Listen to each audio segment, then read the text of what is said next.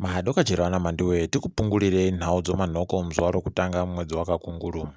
Nyasi munhoroondo ndipo pakapfa nyamuya uno Joshua Nkomo waizikanwa nezita rokuti Bambo Zimbabwe. Wakaivewo mutevedzeri womutungamiri wenyika wakapfira pabasa mugore ra1999. Tinoti mweya wawo urambe wakazorora murugare. Munhau dzanyasi unyeudzwi hwamupengo huri kuingidzira kuwanda kuwagere munyika hwari kubva kure kunze kwenyika. Zvanyasi wega kwanga kuine wairi bedzi wakauya nacho kubva kunze kwenyika, wamwe 13 wakatatapurirana mumanhano mumaruzevhamu. Izvi zviri kutoda kuti tiite chihwirangwe chokuzvichengetedza kuti tirege kuita murakatira tese pabodzi. Kanzuro yeguta reHarare yati ichatanga kubhadharisa mari yokunze kubva mangwana kune vanomisa dzimotokari kuti vamise mudhorobhamo. Wati awa ribodzi richange richibhadharwa dhora ribodzi rekuAmerica kana kuti inonga iripo musi wacho yomuno. Wazhinji waribe kufara nenhau iyi nokuti paribe zvisvinu izvo vanenge vachiita vanhuwo. Tichiri muguta reHararemo kuna wakuru kanzuro wasungiwa nokuda kweuori hwokutengesa nokutengesiwa kwenzvimbo dzakasiyana-siyana dzokuwakira. Wasungiwawo 14 wari kunzi wakabira kanzuro miriyoni romari yokuAmerica. Tinovimba kuti panozvo zvinhu zvichabudapo panyaya iyi. Hurumende iri kuda kuti hurumende iri kuda kuti imanikidze wagari wokuChilonga nokuMasivamele muChiredzi kuti wasuduruke nokuti pano maChina ari kuda kurima sora. Kuramba kwakaita ndiko kwakasungisa Ephraim Mutombeni anova mutungamiri wavo achipiwa mhosva yekukonzeresa kubvundwa kwokudekara kwemunyika.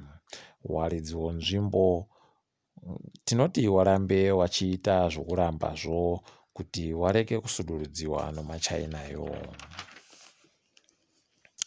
Bazi rinoringa nezvewabasa wehurumende rePublic Service Commission ranzi riri kunyepa kuti rakaita katumbakanyai newamiriri wewabasa wehurumende munyika.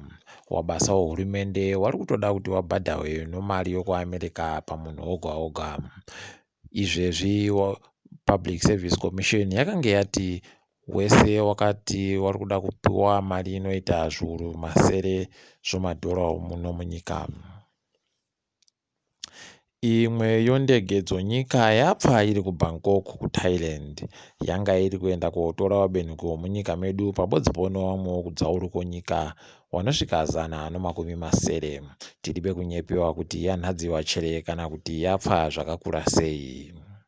Toringadzo pasi rese. Kuvhuwa kwoupfumi hwenyika dzodzauruko Africa kuri kuuyawo nokucheredzera kwemafuta odzimotokari. KuGaborone kuBotswana wadoka wari mutsara kuti watenge mafutayo. KuSouth Africa muJoburg nyasi kwaive kuti kuri kushota dhiziri kune dzimwe nzvimbo. Izvi zvinogona kuzoisa urongwa hwokumutsa upfumi hwenyikadzo mumashure chaimo. China yatanga kusunga vanhu muguta reHong Kong kuti kubva zvawaisa mutemo mutsva une chekuita nokuchengetedzwa kwenyika. Mutemo mutsvayo unorambidza vanhu kuita zvokuratidzira pabodzi pono zvimwe. China inorwisana nevapanduki vazhinji vari munyika iyi vanoda kuzvitonga kuzere kubva kare.